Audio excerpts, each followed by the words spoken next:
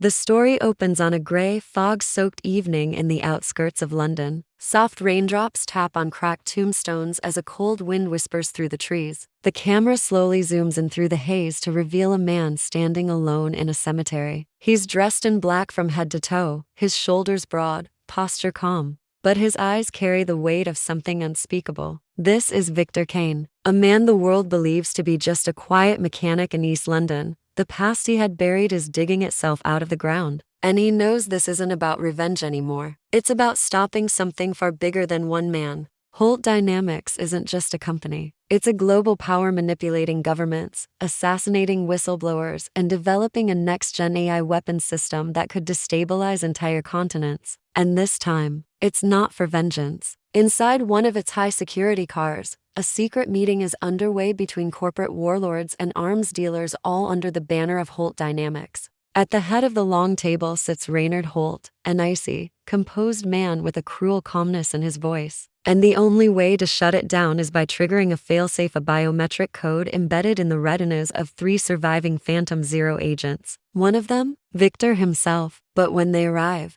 Dante is already being hunted by drones. The emotional weight hits Victor like a freight train. She's alive, and she's working for the enemy? Cue a pulse-pounding rooftop chase through Marrakesh's crowded souks, with Victor taking down aerial drones mid-jump while Isabella hacks into Holt's private network to delay the targeting systems. Victor stares out the window, haunted by memories of love, betrayal, and the war to come. They reach Dante just in time, but not without loss. Marcus is wounded and they lose the location of the 3rd agent presumed dead years ago. Sierra links Victor's former lover and the one he thought was killed in a failed mission in Venezuela. He taps on a glowing tablet displaying a classified project named Ura-7, an autonomous AI-powered drone warfare system that can strike anywhere, erase evidence, and even decide life or death without human input. He barely flinches but says coldly to his head of security, "Unleash Protocol Black." Across cities, assassins are activated. Victor and Isabella are now on a hit list, and the world becomes a battlefield. Holt smiles smugly and says,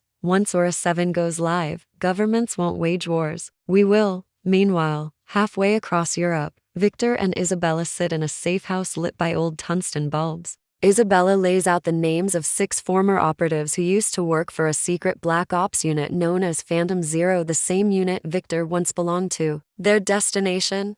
The edge of the Arctic. The mission: infiltrate Holt's fortress, find Sierra, stop the satellite launch, and expose the truth to the world. Victor, having walked away after one final mission went south, learns that Holt was once their handler, a puppet master who manipulated global events for personal gain. Now, those same operatives are being hunted, eliminated one by one to bury the past. It's for justice, but behind those eyes hides a dark, deadly past. As Victor kneels before a gravestone marked Alyssa Kane, beloved wife, taken too soon, he places a small bouquet of white lilies and stares at it in silence. But when they arrive at his hideout, a retrofitted subway station, they find the place under siege. Black-clad mercenaries have already begun the raid. Victor bursts into action, fluid and lethal. Every punch he throws is a message. He hasn't lost his touch. The fight scene here is brutal, close quarters, and gritty. Knives slash, bones break, guns echo off tiled walls. Just as Marcus is about to be executed, Victor leaps through a collapsing pillar and takes out the last assailant with a steel pipe through the jaw.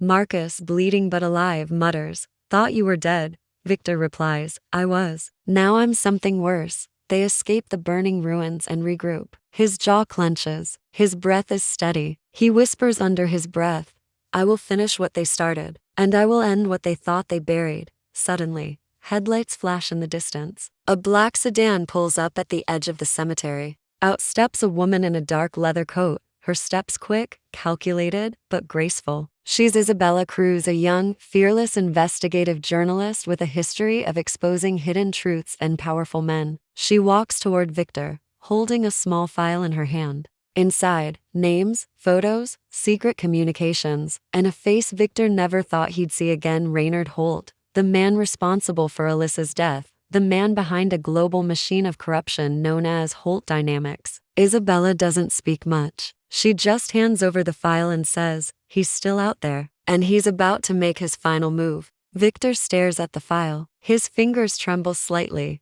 but his eyes sharpen like steel. Victor takes one last look at Alyssa's grave and says softly, "I walked away from that world, but it didn't walk away from me." He turns to Isabella, nods, and they walk away together into the mist. As the screen fades to black, a haunting music score swells, and bold white letters appear. Victor Kane is coming back. The screen fades in from black. A sleek private train cuts through the Swiss Alps at midnight, glowing under moonlight like a silver ghost. Victor and Isabella head to Berlin, where one of those operatives, Marcus Rowe, a demolitions expert, is living underground. Marcus explains that Holt is planning to launch Aura 7 from an orbiting satellite, using a tech base hidden in the Arctic under guise of a climate research facility. Meanwhile, back in Holt's corporate tower, Holt receives footage of Victor's survival. The story ramps up as the trio Victor, Isabella, and Marcus begin tracking down the second agent, Dante Cruz, a former sniper now living off-grid in Morocco.